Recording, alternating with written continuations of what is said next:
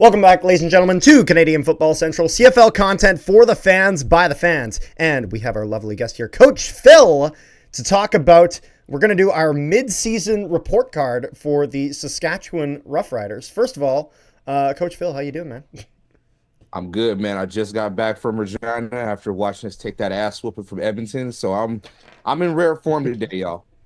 There we go. So we got quite a decent amount of stuff to get through, as I think it's fair to say, and correct me if I'm wrong here, Phil, that the Saskatchewan Roughriders have absolutely exceeded expectations this season with what they've been able to do, and also with Shea Patterson being able to be a pretty solid backup in place of Trevor Harris with injuries. So, Rick, do you? I know you're all over the stats and the injury watch. Can you give me a list of all those who are injured currently on this team, or?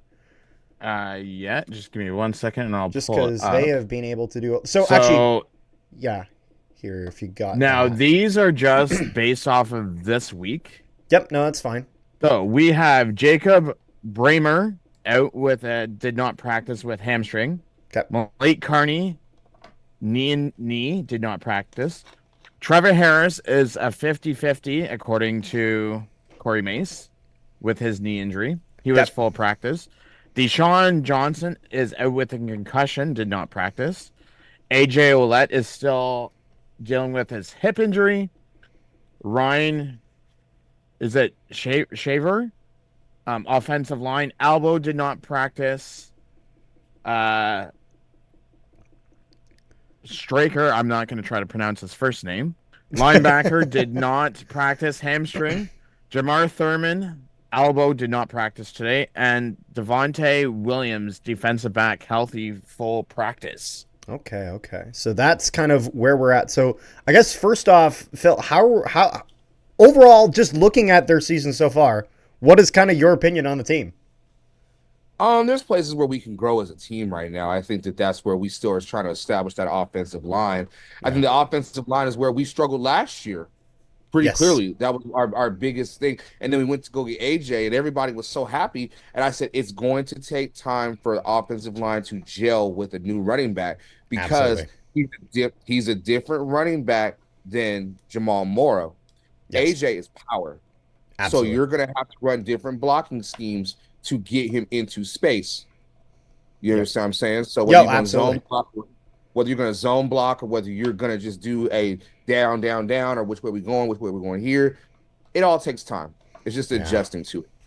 Absolutely. No, just because I even remember it'd be such a different feeling when I went, because I played offensive line when I played football in high school, and just switching between running backs, especially a different style of running back like that, would definitely affect kind of exactly how we would approach our blocking and whatnot. Just because it's one of those, the struggle. Oh, absolutely. No, I remember even sometimes when we'd be blocking, and if we had kind of a smaller running back, a bit more slippery, who would just kind of make his way through. It was I didn't even notice him. It's I'm blocking him. I think I'm doing good. Oh, there he is down the field. Okay, I guess it's not going too bad.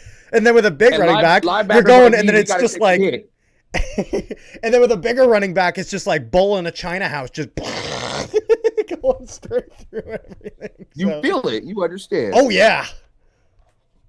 No, that's been pretty crazy. So how was overall, Rick, Phil, how are we feeling about this performance up till now? Because obviously I'm not a Riders fan. I'm a Bomber fan. I am frustrated with them, but man, they look really damn good.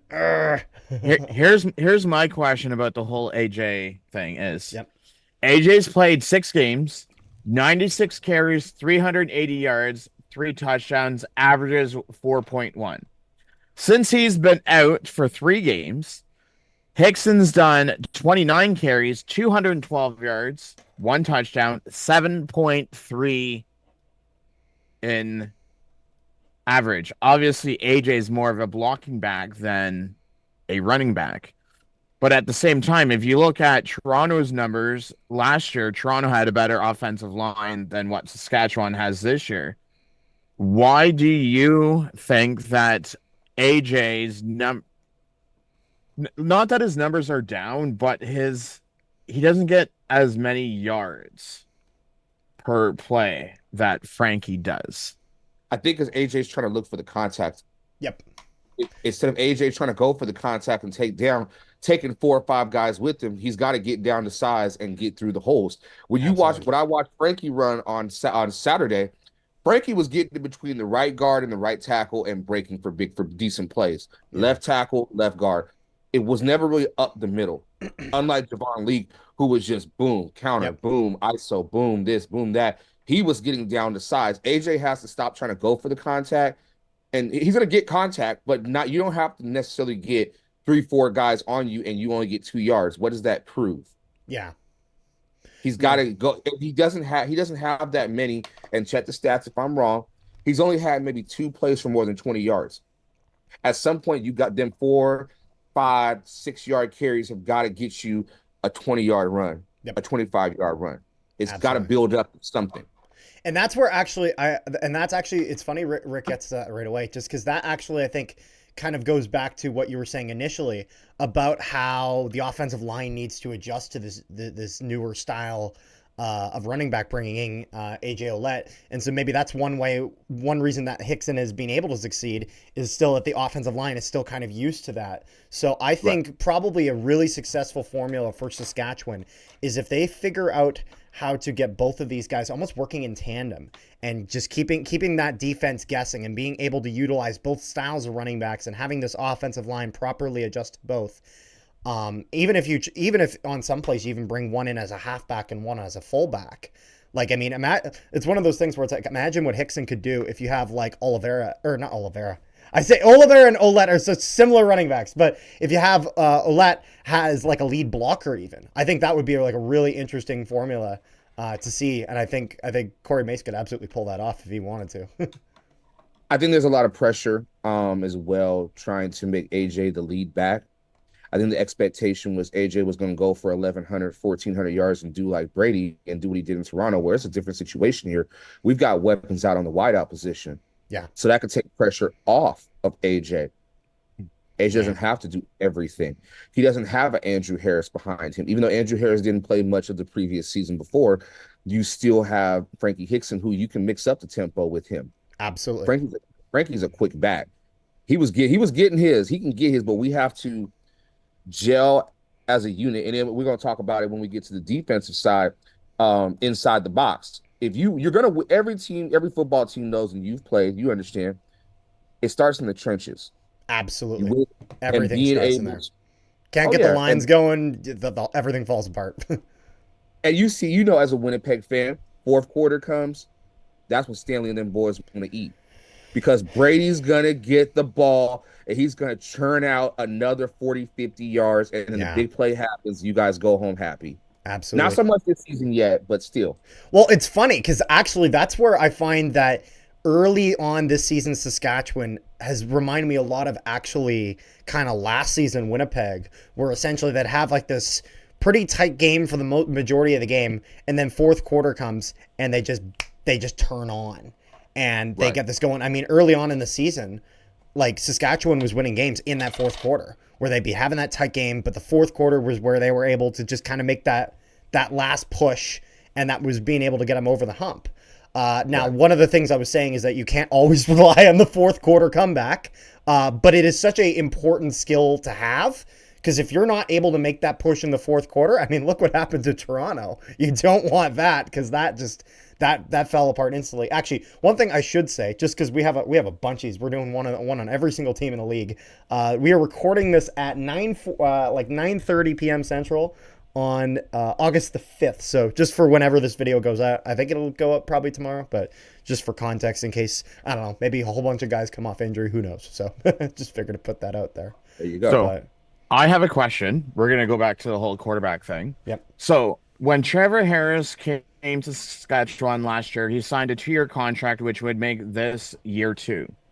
If you were, I think your GM's name's O'Day, right?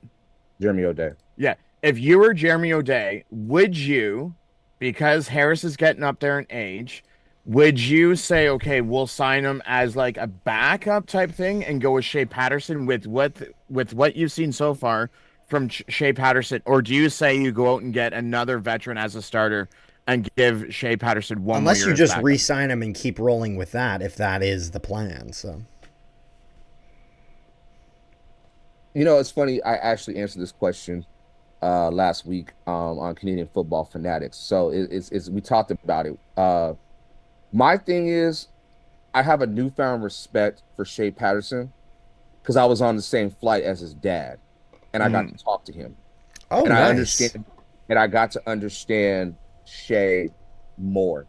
Because at first I used to eviscerate him, Yeah. but now that I watch back and I see what he can do, he's a dual threat QB.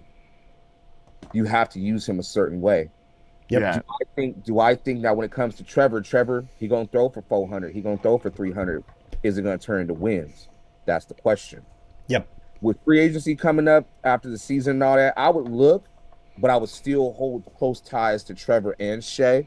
I would want to run it back, but who will be the starter? It's a young man's game. I might have to go with Shea just to test it Yeah. out. The Well, and waters. absolutely. And it's really important, I think, and this is something that CFL, ever since the pandemic, it's been a little bit difficult with all these just really short-term contracts. One of the things that historically has done really well for franchises in the CFL is really getting guys just ingrained into the system, ingrained into that team, allowing them to flourish over multiple years, and not just because ever since the pandemic has happened, this happened a little bit before then, but the pandemic is really what it seemed like changed this and changed made all those contracts so much shorter.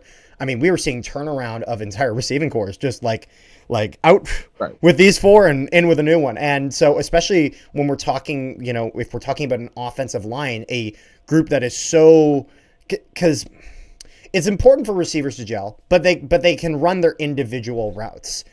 You can't do that with the lines. You can't. They need to be working all together as one collective unit, because if they can't and there's a hole somewhere, that's where the defense is just going to pounce on that and kill you with it.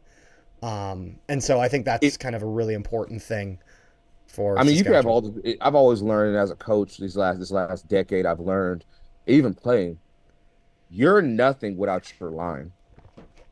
You are nothing. You Yep. can have all the skill position players in the world, but if you don't have a strong offensive line, what to protect your First quarterback, to he ain't gonna have blame, time. last to fame.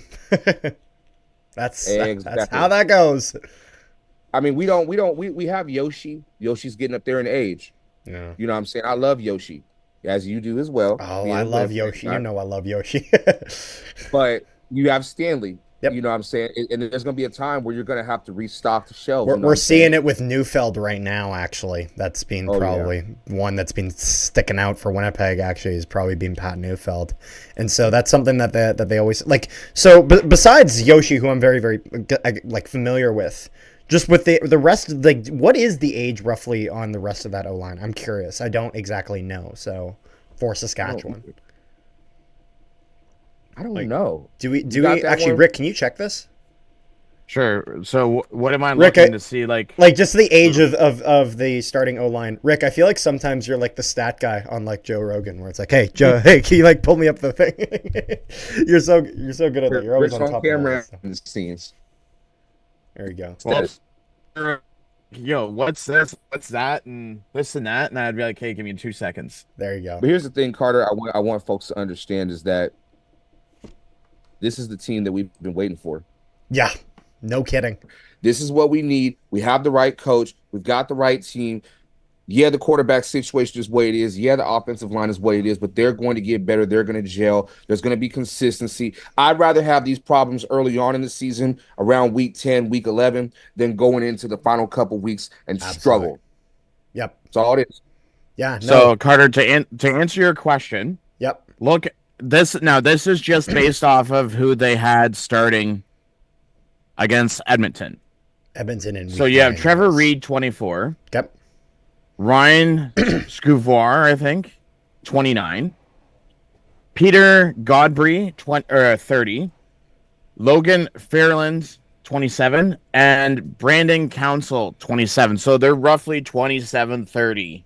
That's ish for age. Yeah. Well, that's not bad because I mean you got two guys who have cracked 30, but the rest being in their 20s, two of them being kind of on the earlier side of things. That's not bad for the age of your O line, and so I think that also gives a bit of a it allows you to also have a bit of a dynamic O line in the sense of like I mean look at what happened with AJ Ouellette having kind of Andrew Harris in more like being paired with him, even though Andrew Harris isn't playing there. When you have like a veteran like that in your lineup, being able to get pointers from him, being able to get advice, being able to improve that way with some veteran presence can really do wonders for your career.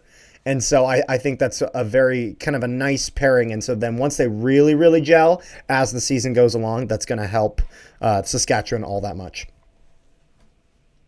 And it'll rub off on Frankie too. We're gonna need Frankie down the stretch. Most definitely, we're gonna need him. Yeah. So that knowledge. Yeah, no kidding. So overall, then maybe we've been talking about the offense a lot. What is your kind of your diagnosis on this defense here, Phil? We're secondary strong. Yeah. But inside the box, that's my forte is inside the box. I've coached linebackers, coached D-line, dabbled a little bit with the DBs, but linebackers my forte. I need our LBs to eat more. Yeah. I need the front line to eat more. We got Micah. Micah's got 4 sacks already on the season, but Micah should at least have 6 or 7 or 8. Yep. Coach Phil, I don't mean to interrupt, but just for those fans that don't know, what's inside the box mean? Inside the box is usually your front 7, your guys, your D linemen, and your linebackers. Okay. Yeah. So usually, if you're running like if you see 4 down linemen, 3 linebackers, or you'll see 3 linemen, 4 linebackers, that's what you'll see. Yeah, or either your 30 or your 40 base, depending on how you're running your defense. Depending on your tech and what you want to line up, your alignment, it's all that's really deep in the game right there. But yeah, that'll also probably change depending on because I remember even because it's funny I eventually went to play offensive line. I didn't play it by choice. I actually was more like, all right, we're at a big guys, you're the next biggest guy. That's how it goes, and that's how it goes in football. They drag you to wherever we need a kicker. Somebody go check out soccer practice. Grab one of those guys. And that's how that goes. And so I had started at linebacker, and that's where I had a lot of fun. Linebacker was so much fun. You love it. But one of the things that I remember was really, really critical for that was really just was film and going and depending on the offense that you're going against. Whether you're playing a 4-man front, whether that's a 3-man front on your D-line, all that sort of stuff, how much they run it, where they're running it, all that sort of stuff is going to change week to week depending on your opponent because you got to adjust to whatever they're giving you in the sense of if this is a team that's going to be running it up the middle, you're going to want to be able to stuff that the second they're getting through that line. So it really, I think having a defense that's able to gel together so well between that D-line, between that linebacker core, and adjust on a week-to-week basis, depending on your opponent. I think it also helps with some of the back-to-back games that they have, where it will have, like in the CFL, where like especially, I guess, there's Labor Day Banjo Bowl, very, very, which is just kind of the easiest analogy I can give in terms of playing the same team twice in a row. But overall, how do you feel that kind of affects the planning for the defensive side of things, and how kind of Saskatchewan done with that, would you say? We've been depleted a little bit on the D-line a little bit. We've had to play with ends more than anything else. Yeah. But it's understanding the numbers game and understanding where your point of attack is and knowing, hey, this is what we need to do. This is what we got to go do, and we got to go do it. We can't just expect the guys in the secondary to create turnovers. Jameer has made great strides when it comes to creating turnovers, forcing fumbles, things like that. CJ making hits, CJ Revis making plays. Roland Milligan has been balling out of his mind. Oh my, it's like every game he gets an interception. Yeah. But Marcus Sales has stepped up. There's a couple times where it was a little shaky there. It was like, all right, I kind of can see why BC did what they did, but then he stepped up and proved me wrong. Like, all right, I got you, Brett. You're doing your thing. And I like Marcus Sales. I like him a lot, man. Our defense is strong. And one thing I want folks to understand is you're not going to stop everything.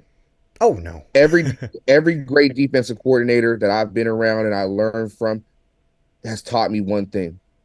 You got to sacrifice something. Yep. I know that for a fact. Absolutely. Well, and that's the thing. That's why, like, even just the differences between playing man defense and zone defense. Is one better than another? I mean, you can make the arguments for both, but there are pros and there are cons for both of those schemes, and so making sure you're adequately calling those against, like, having knowledge on from a defensive coordinator standpoint, having kind of knowledge on that offensive coordinator is going to be so critical come game time in knowing the systems that you're going to need to run to effectively have the best chance. I'm going to say have the best chance at shutting down the offense, because like you said, you're not going to stop everything. I'll put it this way: it's one of the, like, I mean, I'm very happy that our team got a shutout this past week. That is not, I did not expect anything like that, and I will not expect anything like that, because that's totally unreasonable.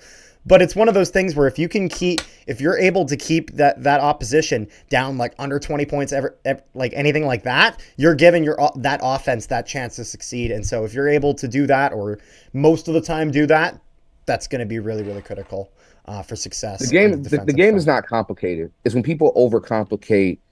Yep. And they listen to the narrative, they listen to the fans, they listen to too much. It's like, no, go out there and do your job.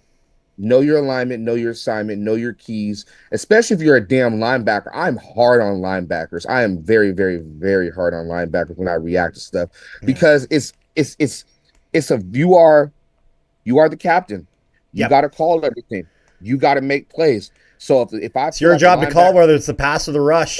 Yes. You got to know. But the biggest thing is that for us, it's understanding the tendencies of teams. Even coming out of their waggle when they're motioning, if they take a certain step, you can tell, all right, he's going to go a drag, or he's going to go cross, he's going to go outside. And this is where film is so crucial. It's like you see that guy running down, it's like, Buck Pierce is running another damn jet sweep. Get on him, like, you know. Or it's the goddamn play action slide. You know, Zach is going. He's selling it like you know it Winnipeg. And not saying about, we're talking about staff, but you know what Winnipeg, you know what Buck is calling. Buck is one of the most predictable offensive coordinators in the league. He runs on first down. She works. It works. Credit to him. We won great cups with him, but he is predictable. So it's one of those things where it's like first down, he's running like at least 75% of the time. And second down, if they got at least 5, probably running again. If they didn't get 5, probably passing. And that is Buck Pierce offense in a nutshell for any non-Winnipeg fans. And a jet sweep in there occasionally. It's funny that you mentioned Dembski, or we had Janarian. Yeah, like all right. And I was especially with Dembski. We run it with Dembski a lot. If he holds on to the damn ball. Well, that's why this week I was so glad when he caught it. He just got both hands down on it. Well, I said in our review, I'm like, I don't care if that's what he's got to do. With Nick Dembski, he's never getting passed to when it's under 10 yards. So sure, do that. That works. Take the first down and we'll roll with it. But overall, I think you guys have had some standout performers, like when it comes to receivers. I mean, Sean Bain Jr., I think it was the game against Hamilton where he had just one hell of a game. Schaefer Baker has been good when he's been healthy. Unfortunately, is he? Do we know the status of his injury, Rick, and how long? Who? Schaefer Baker. Schaefer Baker. How long shake and bake out? Last I heard, let me see. I want to say it was probably, let's see when he was last injured. So, as of July 24th, he's out for at least 6 weeks. I see. And I mean, he was, correct me if I'm wrong, I'm pretty sure he was in some type of boot or whatever. I don't know what his injury was, but he was in some type of cast. I think he was in a sling. I think it was an arm injury. Yeah, sorry, that's what it was. It was a because I think it was in the Winnipeg game. I think he got injured in the second quarter of that game, I think. I could be wrong. I think it was something like that because I remember at halftime seeing something with him. But my question for Phil. Yeah. Since the discussion of defense came up, because I know your impression on Thurman. You've already mentioned that. But Malik Carney, the left defensive end, if you're looking at defense this way, what is your honest opinion since he came from Hamilton? I like him. He's aggressive. He's smart. I like that he's got the intangibles to know where to put himself in position for when the ball's coming, when the running back's coming at him, or if he's got to get his hands up and be active. That's what I like to see from a guy. Even if you don't get the tackle, you look at like a Willie Jefferson. I might not get to the quarterback, but I am going to get that hand up. And 71 career knockdowns. 71. That's my 71. And that's the thing. It's one of those things. It's 3-down football. If they're throwing that on second down and you're able to get the knockdown, who cares if you're hitting the sack? They're punting. So get off the field. But yeah, I like Malik Carney. I think him, once he gets it rolling, stays healthy, he'll be good to go for us. Absolutely. So who would you say, at least, because I mean, me and Rick, we've talked about Saskatchewan and all their games in our previews and reviews of exactly kind of what we thought of this team. Who would you say is kind of being, I guess, had the best maybe breakout performance where we weren't necessarily expecting much, but we're getting a lot more from him? Roland Milligan. Yep. There's no ifs, ands, or buts about it. The man has been. I just spoke with him the other day. Man, he got another one. Like I said earlier, the man another one. He's a ball hawk. He reminds me of Marcus Peters when he played for Baltimore. He's a ball hawk. He can sense it. He breaks on the ball at the right time. He knows when to be in position. He does it. If he ain't the best, if it ain't him, Tyrell Ford, Demario Houston, I don't want to hear about it. I was gonna say if not on defense, I was gonna say a Joe. Yes. Is that how you pronounce it? I don't know the pronunciation right. No, it's please. I thought it was you. I thought it was you. I thought it was that too. I thought, and I know there's no E. I thought it was a Jew, but now I found out that it's a Joe. So it's a Joe. But you guys have Bain Jr., Emilus. You also have Keon Schaefer-Baker and Stern. So there's 4, and this guy already has. If I can pull it up, he already and this. Keep in mind, you're talking about a Jew. Yeah, this guy already has 258 yards receiving in 7 games, off of 14 catches and 2 touchdowns. There you go. That's a start. Yeah, I'm just looking right now. Actually, and while Carter looks that up, who has been your disappointment for the season? Or at least let's maybe phrase it a little friendlier. Needs improvement, hoping to see more from in the latter half of the season. I'm hoping to see more from 2 guys actually. I need more from KSB. Yep. For folks like that watch a lot of the NFL, he gives me Jimmy Graham. Yeah. When he's healthy, he's a problem in the red zone. Well, and especially he's a specialist. But he's not. He's just that health. He gets hurt. Absolutely, and it's one of those things where it's like for a while when the team hasn't been able to string together those wins and being able to really get themselves some real momentum going into the postseason, he's had a few games where he's been a really deadly force. So it's like if KSB has been able to be deadly when the team maybe hasn't been as much, when the team is rolling like they are now, imagine the wonders he could do for this team then, because just having another weapon in the arsenal, just all the different weapon. Oh, a big weapon. Oh, absolutely. Where it's like him, a Joe, Samuel Emilus, Sean Bain Jr. We still got Picton.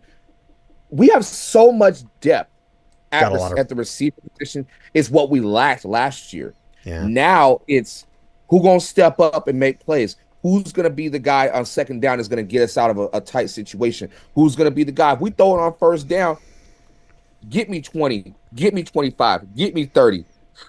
And I would say the only other person I would say that I need more out of is the whole front line. Yep. It's not one person. You got to move as a unit. And once they move as a unit, AJ can work. Frankie can work. Trevor can have time. That's when it all comes together. Yep. That's where it all gels. And I think that's one thing from everything I've heard, from everything when we had AJ Allen on, was talking about with that locker room. It's that Corey Mace has done such an awesome job at bringing these guys together from all the different teams they were on, whether they were on the team before, whether they're coming from all these sorts of places. He's been able to do everything he can as a coach to get them to gel, and so they just need the players just got to continue it and keep that, and then at that point, that's when the team will really start to flourish. And I think he was absolutely right about that. And actually, what I was searching up was you had talked about Milligan. And so if I'm looking here, 8 games, 37 defensive tackles, 11 special teams tackles, 5 interceptions in 8 games. So definitely see why we're putting him as just a breakout star defensively for Saskatchewan. I'm just making sure. I like having the numbers up here and there. And if I'm looking here, he's 29. Yeah, no, it's being all good stuff from Milligan. Here, Rick, what else did you I know you had wrote some stuff down before. I don't have that up. So what are your thoughts? So we're at what week? So we just completed week 9. We're going into week 10. Okay, so we have 21 weeks left. You guys are at game? You guys are Saskatchewan's played eight games, so they still got I think 10 games. Just under halfway point. What are your thoughts on the performance moving forward? My thing about our performance moving forward is we got to just tackle. If we tackle, it takes a lot of pressure off of the defense. If everybody gang tackles and does their job, we're gonna be perfectly fine moving forward. Yeah. Now we have to see BC another time. That's gonna be the one who's going to have the home field advantage in the playoffs. Yep. That's all I care about. We get the home field, we're going to cause problems. Absolutely. I'm not worried about, well, we lost to Edmonton, which is, you're going to drop one. You're going to drop a few. Let's be realistic. Nobody's going to go undefeated. Nope. I don't think anybody's ever gone undefeated in the CFL. Don't know if that's ever happened. We've had big winning streaks, but don't think we've ever had an 18-0. Don't think so. Exactly. So I'm looking at it as we be consistent, we control the clock, have some big plays. We can't go into every game thinking, all right, this is going to be an easy beatdown. We just had that against Edmonton. Yeah. I would argue you can't go into any game like that, no matter how easy this team should be. As again, it's one of those things. Edmonton on just the right night, it's going to be a lot stronger than the usual Edmonton. So. I have a funny feeling, and maybe I'm tripping. I think Edmonton can make the playoffs. Now that is a take. Hold on, I'll piggyback on that. And we'll see them. You will need the perfect teams to win their games and Edmonton to win theirs to get into a playoff spot. Edmonton has the talent. They are young. That's true. But Absolutely. But they have just enough veteran leadership to surprise people. It may not be this season, but next season if they keep that core together, there'll be an issue. They have just as much talent defensively, and I think that's what was scary on Saturday was we mirror each other in a way. That secondary hits. Yeah. They create turnovers. Lou, Kai Gray, Derek Moncrief. They got Oakman on the front line. Nick Anderson, Niles Morgan. That entire defense. I'm scared of that defense when they're hitting. It's ugly. Yeah. But they got to make wins. I'm afraid we'll see them down the line, and if we see them in the playoffs, ooh, y'all be all right. Winnipeg's gonna be fine. You guys gonna do your thing. But the thing is that makes them different than others is the dual threat of Trey Ford. Yes. Oh, he is damn good. He's damn good, man. Yeah. But to go back on your question, when you mentioned the Saskatchewan BC game, keep in mind that is week 19. That is the third last game of the season for Saskatchewan. Because a lot of people will always say, well, if teams have the division tied down, then they'll sit some of their players. BC and Saskatchewan are both tied in points and have the same record. This is going to go down to, I want to say, the second or last potential week of the season. This is going to be a very close battle. Last season, it was the same issue because I was at the Gravy Bowl between BC and Winnipeg, and that game had home field ramifications. That's why it was such a tough fought game down the stretch because BC needed that home field, but Winnipeg was like, nah. Yeah. You still got to. Are you talking about the game in BC Place? Yeah, in BC Place. Where it felt like after that game, everyone was after the head of Dominic Rhymes, if I remember correctly. Yes. Where they go down and get the field goal, but thought he had the shot for the end zone.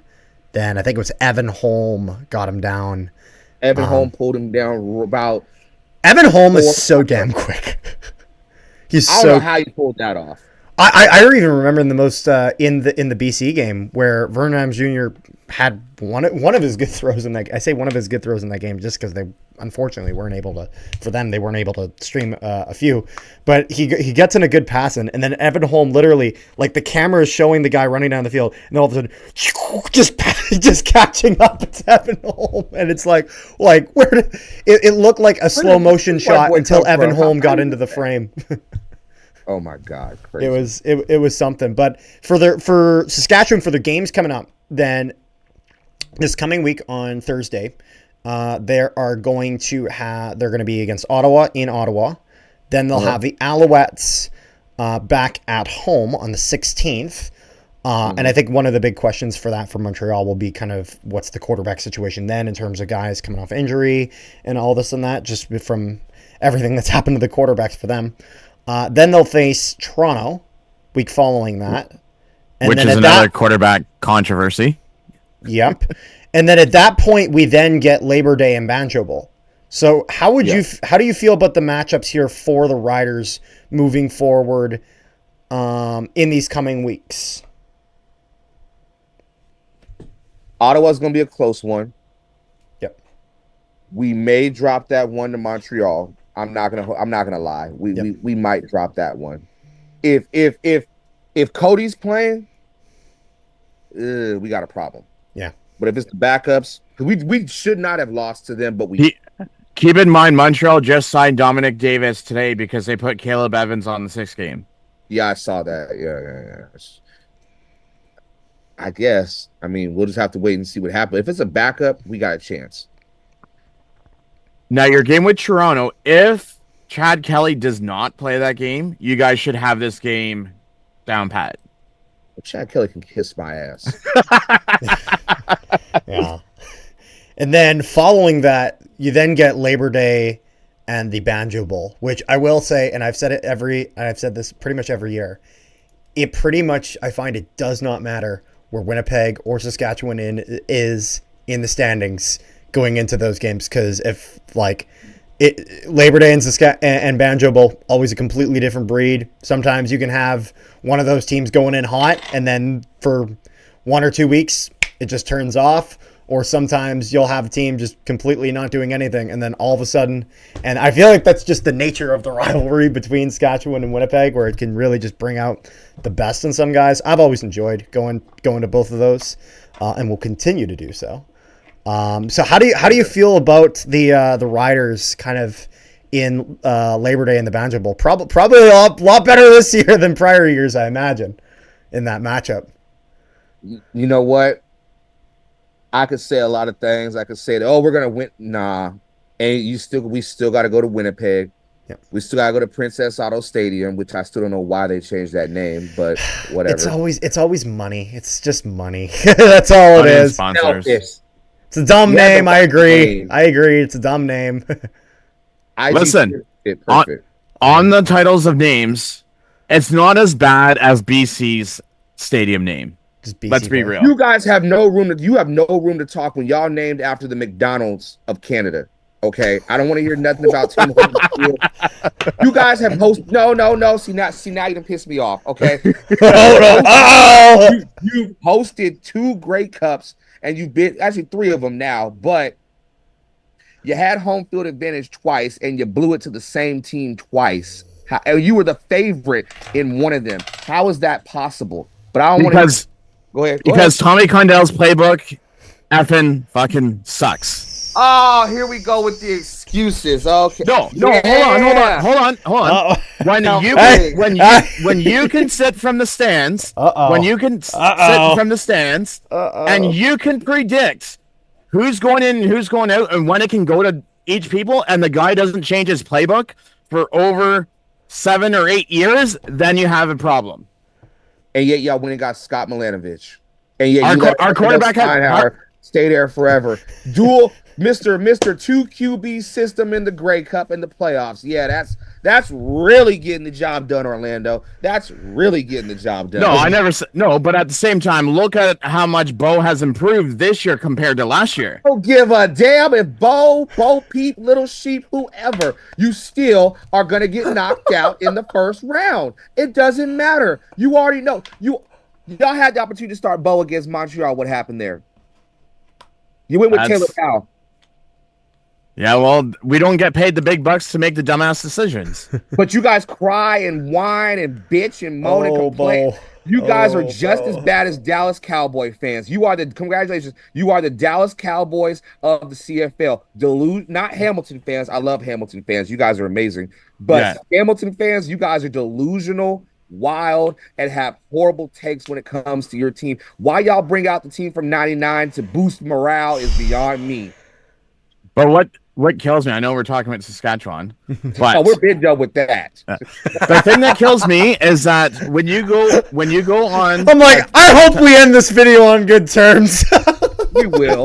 No. I'm just going off of what to go with what he's saying. Yep. Is if you go to the Hamilton's 24/7 Facebook group, you're either bitching about Bo, you're bitching about defense.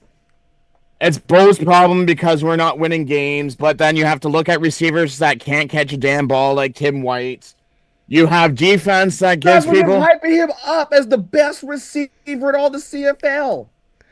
But when you go 0-6 and then 3 for 12 and you can't catch a damn ball, then prove to me that you can catch a damn ball, then I'll hype you up. Then get him in position to make catches. Stop throwing him the ball into traffic. Throw him the ball. Tom Brady 101. I'm going to throw you the ball so you don't get hit. But here's the other thing. When our defense lines up 20 yards off the line, there's a problem. That sounds like a personal problem that you need to take it with your defensive coordinator.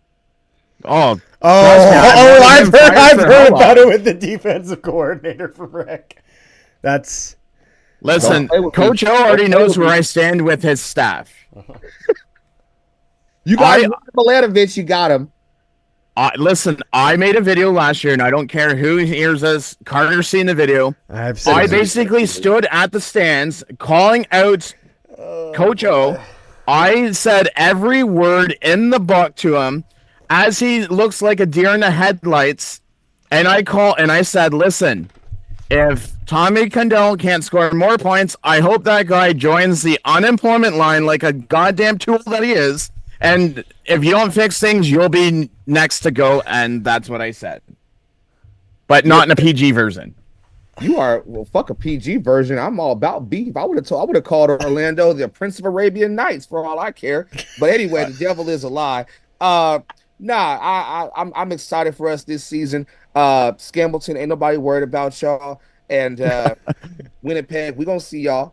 We're gonna have fun. But you are a brave man, Rick, for being a Hamilton Ticats fan. Listen, the way I look at it, I pay my money to those owners so that they can pay their players. I'm entitled to my opinion, regardless if you like it or not. Oh, that to be fair, that's everyone, yeah. That's true. Well, I mean, me and you may not have the same opinions, but we still like to chit chat football, and that's it's all love, brother. And the end of the game, at the end of the day, we'll still handshake each other and move on. And there you go. Well, I might get stomped out, because I can't stand y'all. But that's okay. As long as Simone Lawrence ain't out there playing linebacker and biting ankles and getting stomped on, I'm happy. You know what I'm saying? So Phil, the next thing is, I feel like we're getting the real Coach Phil experience on this video right now. What is your standing projection for the end of the season? Riders on top. Always. Riders won in the West. We win the West. Well, we win the West if we play Montreal in the Grey Cup. Ooh, that's a tough one. I'm a ride with my boys, but if they get their lemonade back, we have some issues. Yeah, that's all I'm gonna say about that. If they get their lemonade back, we in trouble. Sean Lemon will definitely be a big kind of question mark in terms of his status with the Alouettes. But I think the Riders, as much as it would hurt my soul if they did it, I think they very much can win the West with the performance they had and just the issues that Saskatchewan, and I'm saying the issues besides just injuries, because every team injuries hurt their team, but in terms of the issues that Saskatchewan is having, they're not. To me, they look like fixable issues in the sense of with that offensive line, get them to gel better. It's not this team doesn't have the talent required. It's this team has the talent required. It's just everything needs to be used to the fullest if we want to get to that next step, if we want to be able to win that and get that home field advantage. And so I think that's very much possible. Rick, you wrote one more thing on here, and I don't know exactly what you mean by that. I just wanted Phil's insight on this. Phil, what do you think about some of these upsets that are happening this season? Because we're in a season where anyone can beat anyone, pretty much. Any given Sunday, any given Saturday, any given Friday, any given Thursday. Sometimes it might be a Monday if it's Labor Day. Anybody can get beat. There's no favorites. I like that this season, these last two seasons, anybody can get it. They stand on business and they're going to get the job done. It disincentivizes sports betting if anyone likes that. Well, there was so many sports bets. I did so many sports betting shows last year. Now this year, I ain't heard nothing from them. Nothing. Crickets. Here's my thing is like the beginning of the season, it was all offense because no one knew what defense they had. Now that teams have found their defense, now offense. It's who cares about offense? It's just defense and kicking. Well, what's crazy is just that like kicking used to be such a I can't remember if it was last year or the year before, but it seemingly no one was kicking field. Like everyone was missing them, and this year it's being a little bit of the opposite story where we've just had these kicking showdowns.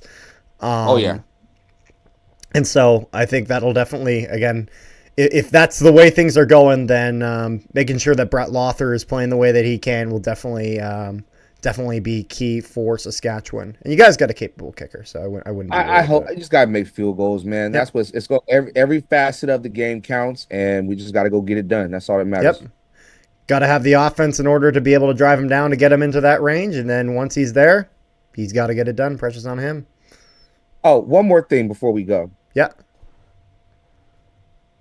If Hamilton makes the playoffs, I promise you, I will have the greatest tirade in the history of tirades. I do not want Hamilton making the playoffs. They always find some way to weasel themselves in. Listen, the true thing that all Ticat fans believe, our season doesn't start till Labor Day. I'll paint my whole ass black and yellow. I promise you, I will paint my whole body black and yellow, and I'm going to the Grey Cup. I got my tickets, I got my media stuff and everything.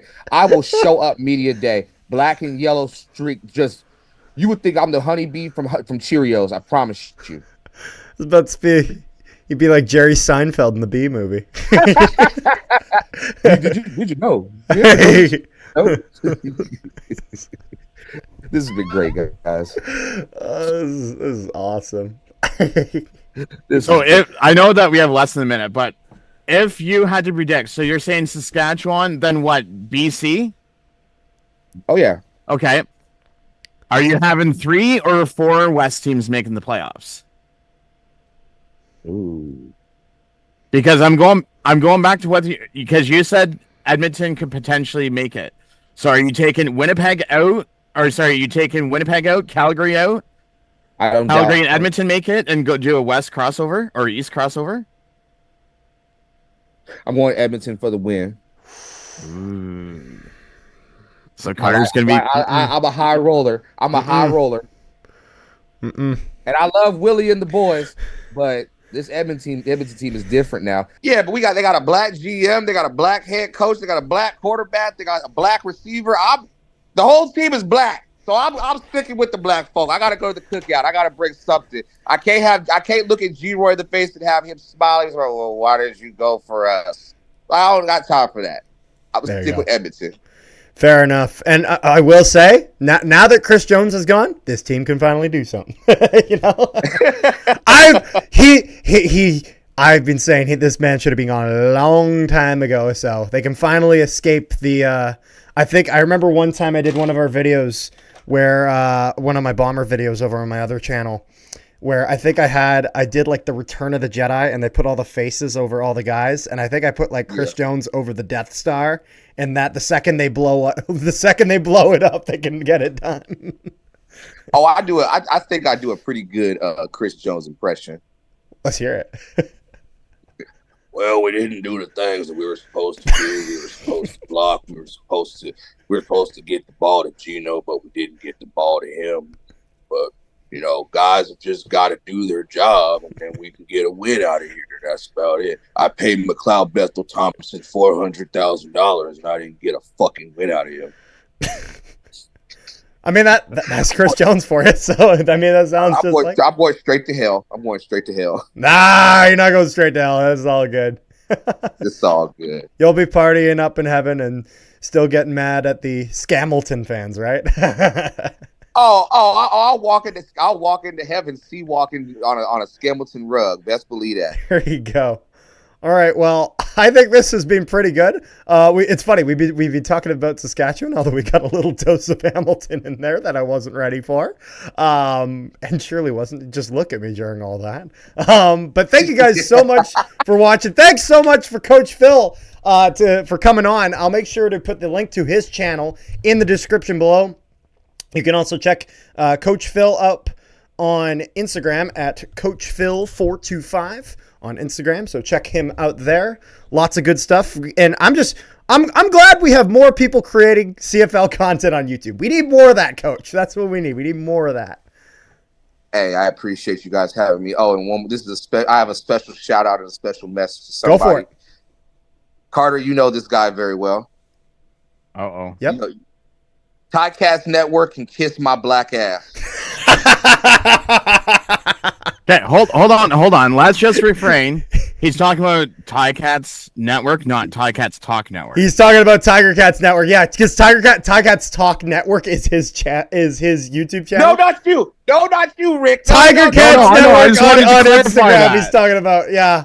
No, it's funny. So Matt, Tiger Cats Network, it's funny. We had him on a live stream. Actually, like really chill. Just likes to troll in the chat. So it's been a good night, fellas. It's been a good night. You guys have a great evening. I appreciate the love. Bill, just one other thing. As a meme that I said earlier, we need to send down the concussion doctor to check your blood pressure after this episode. Yeah. We're gonna have to stop the video. Concussion spotter has seen Coach Phil. There was a meme out earlier that said during the Hamilton game last week, when is the concussion spotter gonna call down to Jason Moss to see what his blood pressure's at? Oh, he was pissed. Oh yeah. Oh yeah. Alrighty. Well, thank you guys so much for tuning in. Make sure you guys like, share, and subscribe if you haven't already. Also, like I said before, subscribe to all his stuff. Link to that in the description below. And we will see you guys next time.